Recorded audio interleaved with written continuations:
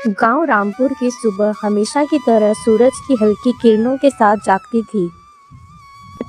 दूर कहीं बैलों की घंटियों की आवाज और हवा में मिट्टी की खुशबू, सब कुछ बहुत सुकून देने वाला था। इस गांव में रहते थे रामदास, एक मेहनती किसान। उनका जीवन एक ही मंत्र पर चलता था, मेहनत ही असली पूंजी है। रामदास के पास बहुत ज्यादा जमीन नहीं थी, लेकिन जितनी थी वो उसे अपनी जान से भी ज्यादा संभालते थे।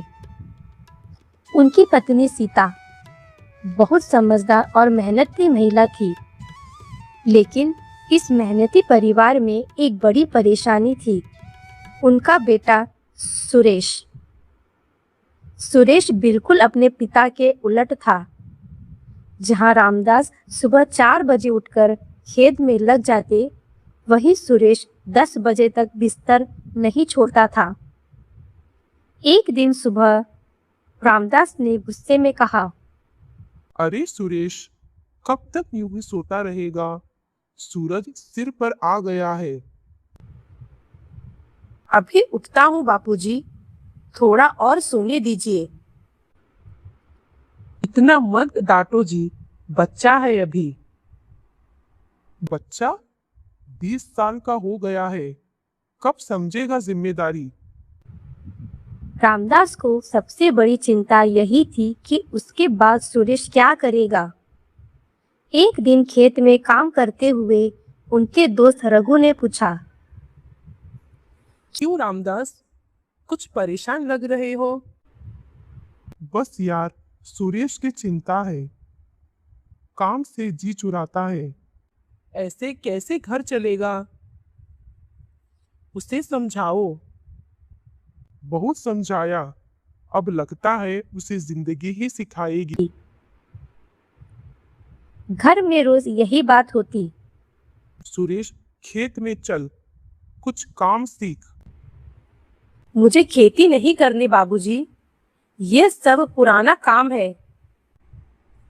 तो क्या करेगा? हवा खाएगा? कुछ बड़ा करूंगा, शहर जाऊंगा। बिना मेहनत के कुछ बड़ा नहीं होता।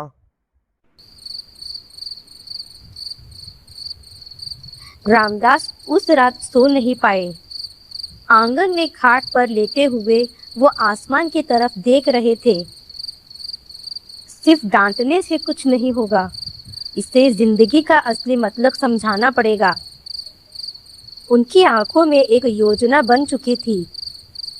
अगले दिन सुबह, बेटा, अब मुझसे खेत का काम नहीं होगा, लेकिन हमारे पास एक आखिरी उम्मीद है। क्या बाबूजी? हमारे खेत में कहीं एक पुराना खजाना दबा हुआ है। सुरेश की आंखें चमक उठी।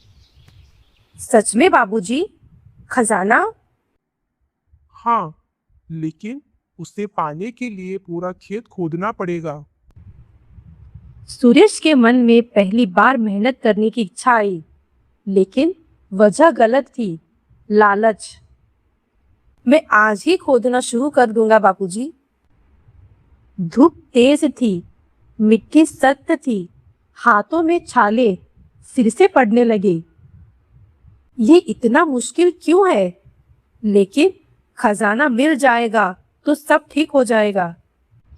दिन बीतते गए, सुरेश हर रोज खेत खोदता रहा। एक हफ्ते बाद, बाबूजी, कुछ नहीं मिला।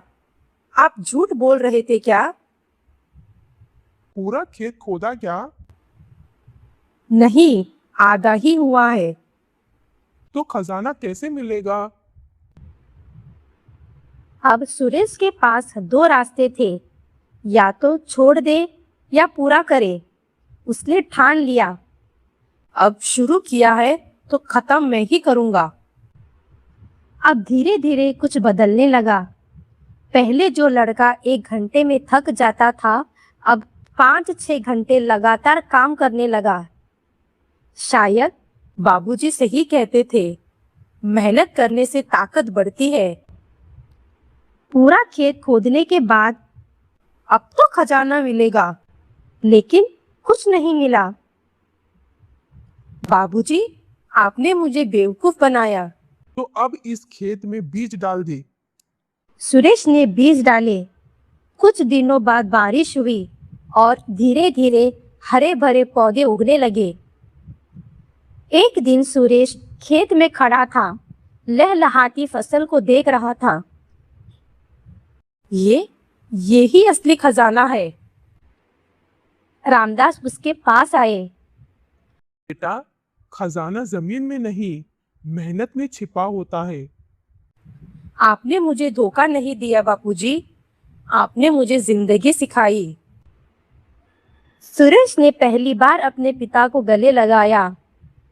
अब समझ आया बाबूजी, बिना मेहनत के कुछ नहीं मिलता और जो मेहनत से मिलता है वही सबसे कीमती होता है। अब सुरेश बदल चुका था। सुबह सबसे पहले उठता, खेत में सबसे ज्यादा मेहनत करता, दूसरों की मदद भी करता।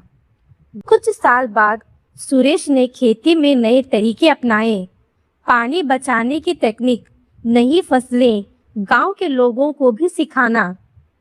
एक दिन गांव के बच्चों को सुरेश समझा रहा था।